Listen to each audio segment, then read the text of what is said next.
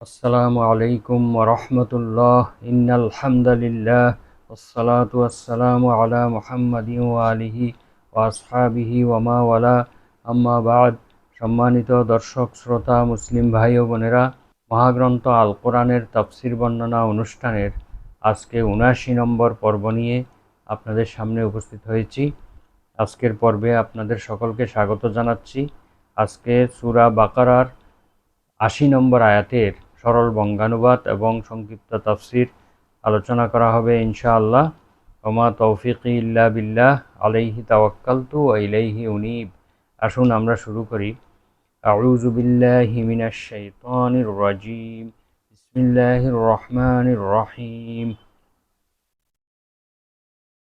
وقالوا لن تمسنا النار إلا أياما معدودة قل أتخذتم عند الله عهدا فلن يخلف الله عهده أم يقولون على الله ما لا تعلمون صدق الله العظيم। সূরা বাকারা আয়াত নম্বর ৮০। আল্লাহ তাআলা বলেন, আর তারা বলে, অর্থাৎ ইহুদিগণ বলে যে, লান তামাসসানান নারু, আমাদেরকে জাহান্নামের আগুন কখনোই স্পর্শ করবে না, ইল্লা আইয়ামাম মা'দুদাহ, শুধুমাত্র নির্ধারিত কয়েকটা দিন ব্যতীত।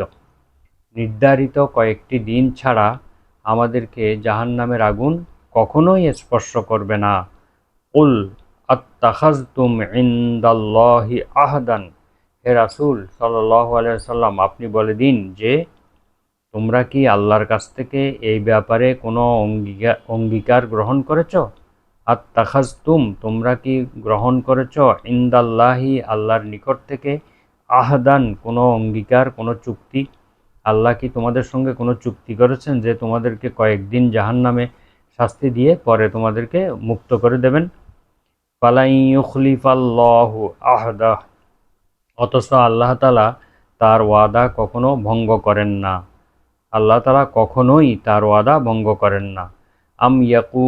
আম তাকুলুনা আলাল্লাহি মা লা তা'লামুন, নাকি তোমরা আল্লাহর সম্পর্কে এমন কথা বলছো যে ব্যাপারে তোমরা কিছুই জানো না। তোমরা কিছুই জানো না এমন একটি কথা আল্লাহর ব্যাপারে তোমরা চালিয়ে দিচ্ছ। এ হচ্ছে আয়াতের সরল বঙ্গানুবাদ। এবারে আমরা সংক্ষিপ্ত তাফসির আলোচনা করব ইনশাআল্লাহ। ইবনে আব্বাস রাদিয়াল্লাহু তাআলা আনহু বলেন যে, ইহুদিরা বলতো যে পৃথিবীর মোট সময়কাল হচ্ছে ৭,০০০ বছর। প্রতি ১,০০০ বছরের পরিবর্তে আমাদেরকে একদিন করে জাহান্নামে শাস্তি দেওয়া হবে। তাহলে আমাদের মাত্র ৭ দিন জাহান্নামে থাকতে হবে। তাদের এই কথাকে খণ্ডন করতে আল্লাহ তাআলা এই আয়াতটি অবতীর্ণ করেন। তারা বলে যে, আল্লাহ বলেন যে, ইহুদিগণ বলে আমাদেরকে জাহান্নামের আগুন কখনোই স্পর্শ করবে না মাত্র কয়েকদিন ছাড়া। এই ব্যাপারে আল্লাহ বলেন যে, হে রাসূল, আপনি বলে দিন, তোমরা কি আল্লাহর কাছ থেকে কোনো অঙ্গীকার বা চুক্তি স্বাক্ষরিত হয়েছে তোমাদের সঙ্গে? যে আল্লাহ তাআলা তো তাহলে চুক্তি কখনো ভঙ্গ করেন না, তিনি ওয়াদা কখনো ভঙ্গ করেন না। নাকি তোমরা আল্লাহর ব্যাপারে এমন কথা বলছো যে এই ব্যাপারে তোমরা কিছুই জানো না। এরপরে তাদের এই কথাকে খণ্ডন করতে গিয়ে আয়াতটি অবতীর্ণ হয়। কারো কারো মতে তারা ৪০ দিন জাহান্নামে থাকবে বলে তারা ধারণা করত। কেউ কেউ বলে ৭ দিন। তাদের মধ্যে আবার কারো কারো ধারণা ছিল ৪০ দিন পর্যন্ত তারা জাহান্নামে থাকবে। এর কারণ হিসেবে তারা বলে যে, তাদের পূর্বপুরুষেরা ৪০ দিন পর্যন্ত গৌবৎসের পূজা করেছিল, যে এই ঘটনাগুলো আমরা পূর্বে আলোচনা করে ফেলেছি। তো তারা ধারণা করতো যে ৪০ দিন পর্যন্ত গৌবাছুরের পূজা করেছিল, এই জন্য তারা ৪০ দিন জাহান্নামে থাকবে। তাদের আরেকটি ধারণা হচ্ছে এই যে, তাওরাত কিতাবে রয়েছে যে জাহান্নামের ২ তীরের জাক্কুম নামক বৃক্ষ ৪০ দিনের পথ। জাহান্নামের দুই পাশে ২ তীরে ২টা জাক্কুম নামক বৃক্ষ আছে, যেগুলোর দূরত্ব ৪০ দিনের পথ। তাই তারা বলতো যে এই সময়ের পরে তাদের শাস্তি উঠে যাবে, 40 দিন পরে তাদের শাস্তি উঠে যাবে। এগুলি সবগুলো তাদের কল্পনাপ্রসূত কথাবার্তা, এগুলির পক্ষে কোনো দলিল নেই, প্রমাণ নেই। প্রমাণ ব্যতীত মনের ধারণা এবং কল্পনার অনুসরণ করে, আর এগুলোকে তারা আল্লাহর কথা বলে মানুষের মধ্যে চালিয়ে দেয়। এছাড়া হাফেজ আবু বকর ইবনে মারদুবিয়া রহিমাহুল্লাহ আবু হুরায়রা রাদিয়াল্লাহু তাআলা আনহু থেকে একটি হাদিস বর্ণনা করেন। সেই হাদিসটি হলো ক্বালা লাম্মা ফুতিহাত খাইবারু, তিনি বলেন যে, আবু হুরায়রা রাদিয়াল্লাহু আনহু বলেন যে, যখন খাইবার বিজয় হলো, উহদিয়াত লিন নবী সাল্লাল্লাহু আলাইহি ওয়াসাল্লাম শাতুন ফিহা সুম্মুন, মহানবী সাল্লাল্লাহু আলাইহি ওয়াসাল্লামের কাছে একটি উপহার হিসাবে একটি বকরি বুনা করে পাঠানো হলো। ফিহা সাম্মুন, যার মধ্যে বিষ মিশ্রিত ছিল। ফাকালান নবী সাল্লাল্লাহু আলাইহি ওয়াসাল্লাম ইজমাউ ইলাইয়া মান কানা হা হুনা মিন ইয়াহুদা, নবী করিম সাল্লাল্লাহু আলাইহি ওয়াসাল্লাম আদেশ দিলেন যে এখানে যত ইহুদি আছে সবগুলোকে তোমরা একত্রিত করো। ফাজুমিউ লাহু, অতঃপর সেই ইহুদিদেরকে নবীজির কাছে আনা হলো, জমা করা হলো। ফাকালা ইন্নী সাইলুকুম আন শাইইন, নবীজি বললেন, হে ইহুদিগণ, আমি তোমাদেরকে এমন একটি প্রশ্ন করব। ফাহাল আনতুম সাদিকিয়া আনহু, তোমরা কি এই প্রশ্নটির সঠিক সত্য উত্তর দিবে? ফাকালু নাম, ইহুদিরা বলল, হ্যাঁ, আমরা উত্তর দেব। ক্বালা লাহুমুন নবী সাল্লাল্লাহু আলাইহি ওয়াসাল্লাম মান আবুকুম, মহানবী সাল্লাল্লাহু আলাইহি ওয়াসাল্লাম জিজ্ঞেস করলেন, তোমাদের পিতা কে? ক্বালু ফুলানুন, তারা বলল, আমাদের পিতা অমুক অমুক অমুক, প্রত্যেকে তার বাবার নাম বলল। ফাকালা কাযাবতুম বাল আবুকুম ফুলানুন, নবী করিম সাল্লাল্লাহু আলাইহি ওয়াসাল্লাম বললেন, তোমরা মিথ্যা বলেছ, তোমাদের বাবা অমুক অমুক অমুক। মহানবী সাল্লাল্লাহু আলাইহি ওয়াসাল্লাম তাদের সবার বাবার সঠিক নাম বলে দিলেন। ক্বালু সাদাকতা, তখন ইহুদিগণ বলল যে, হ্যাঁ, আপনি সত্য বলেছেন, আমরাই মিথ্যা বলেছিলাম। ক্বালা ফাহাল আনতুম সাদিকিয়া আন শাইইন ইন সাআলতু আনহু, নবীজি বললেন, তোমাদেরকে আরেকটি প্রশ্ন করব, সে প্রশ্নটি কি তোমরা সঠিক উত্তর দিবে যদি আমি তোমাদেরকে প্রশ্ন করি? ফাকালু নাম, ইহুদিগণ বললেন, হ্যাঁ, সত্য উত্তর দেব। ইয়া আবুল কাসেম, হে আবুল কাসেম, মহানবী সাল্লাল্লাহু আলাইহি ওয়াসাল্লামের কুনিয়ত ছিল আবুল কাসেম।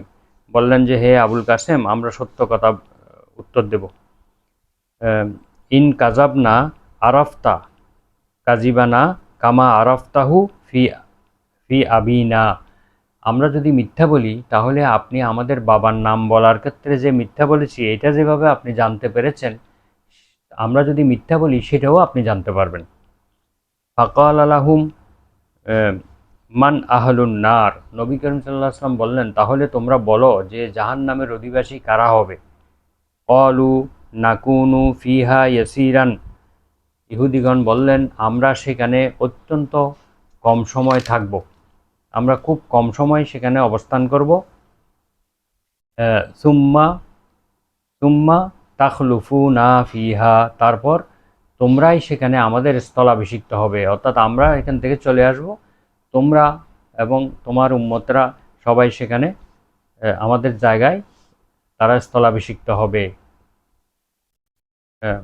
ফাকালান নবী সাল্লাল্লাহু আলাইহি ওয়াসাল্লাম ইখসাউ ফিহা ওয়াল্লাহি লা নাখলুফুকুম ফিহা আবাদা, নবী করিম সাল্লাল্লাহু আলাইহি ওয়াসাল্লাম বললেন, তোমাদের ধ্বংস হোক, তোমরা তোমরা দূর হও, তোমাদের ধ্বংস হোক, তোমাদের দুর্ভোগ, আমরা কখনোই তোমাদের স্থলাভিষিক্ত হব না সেখানে। সুম্মা ক্বালা হাল আনতুম সাদিকিয়া আন শাইইন ইন সাআলতুকুম আনহু, আমি তোমাদেরকে আরেকটি প্রশ্ন করব, তোমরা কি সেই প্রশ্নের সঠিক উত্তর দেবে? ফাকালু নাম, ইহুদিগণ বললেন, হ্যাঁ, সঠিক উত্তর দেব। ইয়া আবুল কাসেম, হে আবুল কাসেম, আমরা সঠিক উত্তর দেব। ক্বালা হাল জাআলতুম ফি হাযিহি শাতে সুম্মান, তোমরা কি এই বকরিটির মধ্যে বিষ মিশ্রিত করেছ, তোমরা কি বিষ দিয়েছ? ক্বালু নাম, ইহুদিগণ বললেন, হ্যাঁ, আমরা এখানে বিষ দিয়েছি। এই একটি কথা সত্য তারা বলল। ক্বালা মা হামালাকুম আলা যালিকা, তোমাদেরকে কিসে উদ্বুদ্ধ করলো, কিসে তোমাদেরকে উদ্বুদ্ধ করলো যে এখানে বিষ মিশ্রিত করতে? ক্বালু আরাদনা ইন কুন্তা কাযিবান নাস্তারিহু, আমরা চেয়েছি যে আপনি যদি মিথ্যা নবী হন বা মিথ্যাবাদী হন তাহলে আপনার থেকে যেন আমরা মুক্তি পাই। ওয়াইন কুন্তা নবিয়ান লাম ইয়াদুররুক, আর যদি আপনি সত্যিকারের নবী হয়ে থাকেন তাহলে এই বিষ আপনার কোনো ক্ষতি করতে পারবে না। এই কারণে আমরা বিষ মিশিয়েছি। এইটা একটা হাদিস গেল। এখানে ইহুদিগণ শেষের কথাটি সত্য বলেছেন। তারা যেই বকরিটি গুনাহ করে নবীজির কাছে পাঠিয়ে দেওয়া হয়েছিল সেটার মধ্যে তারা বিষ মিশ্রিত করেছিল। এই বিষ মিশ্রণের কারণটাও তারা বলে দিয়েছে, আর বাকিগুলো তারা এর আগের কথাগুলো তারা মিথ্যা বলেছিল। এই সম্পর্কে আরেকটি হাদিস এসেছে আনাস ইবনে মালিক রাদিয়াল্লাহু আনহু, আনাস ইবনে মালিক রাদিয়াল্লাহু আনহু থেকে বর্ণিত।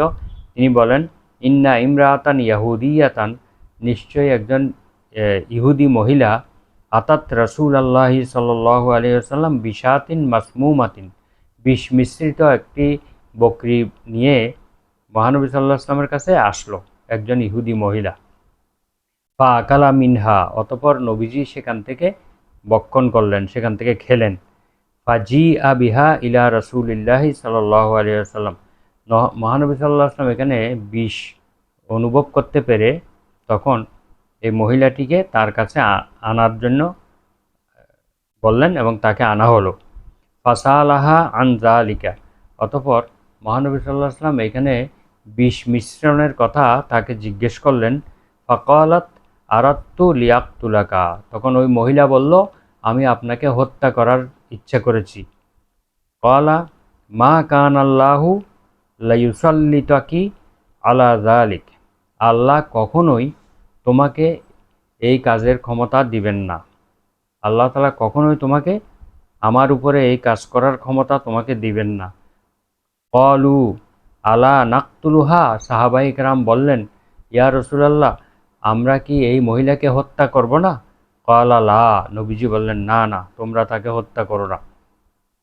তো এই যে ইহুদিদের বিভিন্ন ধরনের ষড়যন্ত্র মহানবী সাল্লাল্লাহু আলাইহি ওয়াসাল্লামের বিরুদ্ধে, ইসলামের বিরুদ্ধে, এই জিনিসগুলো কিন্তু এই আয়াত দ্বারা পরিষ্কার হয়ে গেল। তারা যে বলতো আমাদেরকে জাহান্নামের আগুন কখনোই স্পর্শ করবে না, এবং করলেও মাত্র কয়েকদিন, কেউ বলে 7 দিন, কেউ বলে 40 দিন, এরপরে আমাদেরকে স্পর্শ করবে না। এটাও তাদের একটি মন গড়া কথা। এই ব্যাপারে কোনো দলিল প্রমাণ নেই, কোনো তাওরাত, ইনজিল বা কোরআনে কোথাও নেই।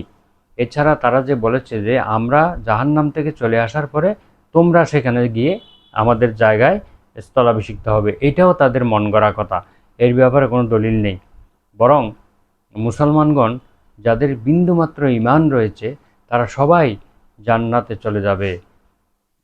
পাপী মুমিনরা পাপের জন্য শাস্তি যদি আল্লাহ দেন তাহলে শাস্তি পাওয়ার পরে তারা অবশ্যই জান্নাতে যাবে, তারা কখনোই জাহান্নামে চিরকাল থাকবে না।